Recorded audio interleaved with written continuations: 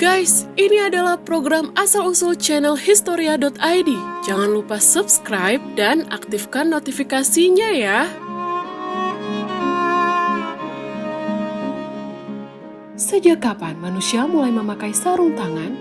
Pada masa modern, sarung tangan mungkin hanya dianggap sebagai aksesori penghangat tangan di musim dingin, atau sebagai pelindung tangan bagi pekerja medis dan pekerja berat.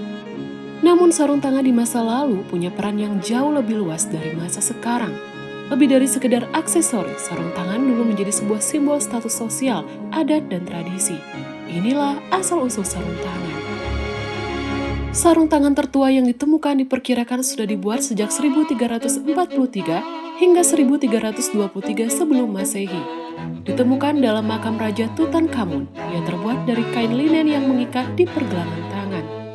Diperkirakan digunakan Tutankhamun saat sedang mengendarai kereta perangnya.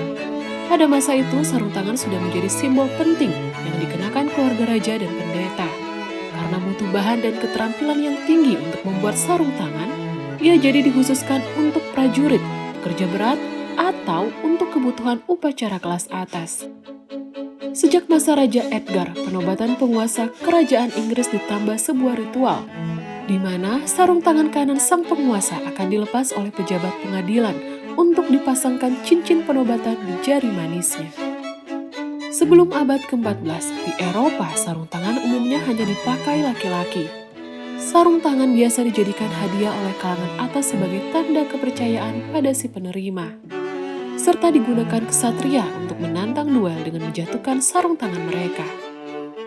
Baru pada abad ke-14, perempuan juga mulai umum memakai sarung tangan.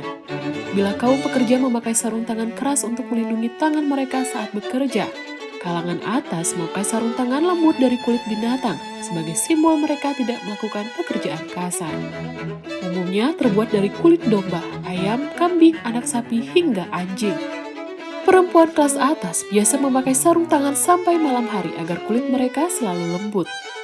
Sejak 1500, makin banyak jenis kain yang tersedia sehingga kalangan atas pun mengganti sarung tangan kulit mereka dengan bahan kain yang lebih lembut seperti kain sutra, satin, ludru, katun, dan linen.